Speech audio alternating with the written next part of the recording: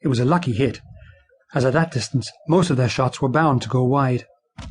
But then, far below us, we saw what I had been dreading most: an airship, climbing up the skies to meet us. A few seconds later we spotted another, on the port side this time. A couple of the men began firing their muskets down at them, but the gunnery sergeant ordered them to cease fire and wait for the order. I saw the shadow of a cloud moving across the deck, and I remember wondering that such ordinary natural phenomena could still take place while we were engaged in a struggle to the death. The enemy airships, being smaller and lighter than ours, quickly drew up to our altitude, and then the shooting began in earnest. I saw a man fall in front of me, and the ship's doctor ran over to him. They were firing at us from both sides. How could they possibly not hit the balloons? When our small cannons fired, the ship rocked like some kind of fairground ride, rolling almost onto its side, and I found myself clinging to the balustrade beside me, staring down in terror into the abyss. To my horror, my precious brass telescope rolled off my desk and went hurtling across the ship, where it slammed against the inside of the opposite balustrade with the sound of smashing glass.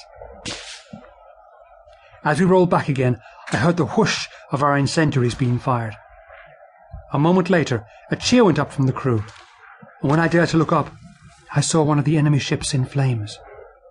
It took just a few seconds for the whole craft to be engulfed, and then it plummeted to the ground, tumbling over and over in a long, thick tail of black smoke. The crew cheered again, but I saw no cause for jubilation, thinking of the poor wretches on board. Having hit the enemy, the sensible thing to do is to pull out before they get a chance to hit you back, and while the king may have been hot-headed, he was no fool. He ordered the helmsman to bring her about, and we headed back towards Kantarborg, with the second airship in pursuit, determined to exact its revenge. The wind was with us, but it aided the enemy just as much, and the lighter Northlander craft was gradually drawing closer. An incendiary landed on the deck and was quickly extinguished by the crew. Another exploded nearby, scattering sparks across our rigging. The king strode over to me. "So, clockmaker," he boomed, "go and work some magic for us." I had not envisaged having to prime the engines in the middle of a battle, but I could see that it might represent our only chance. The direction of each of the engines was controlled by wires attached to windlasses on the deck. The crew were busy with the sails and the guns, so I gave no orders, but grabbed the windlasses myself and went about winding them one at a time, until the lateral engines were all pointing forwards towards the bow. I had to crawl from one windlass to the next, keeping my head down to try to avoid the enemy fire. Then I ran back to the control desk and pushed the levers to turn each of the engines fully on. The propellers began to spin, and a juddering could be felt through the deck. At first it seemed to make no difference, but then, agonizingly slowly, the pursuing airship began to grow smaller and finally fell out of range.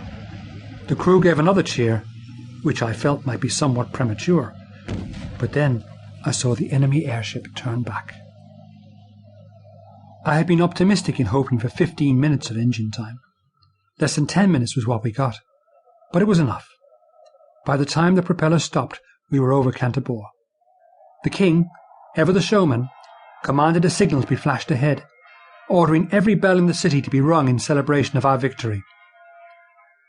With no clockwork power left, we still had to be drawn in by ox cart to our mooring, but it mattered little. The bells of the city were pealing out, and crowds had gathered to welcome us home.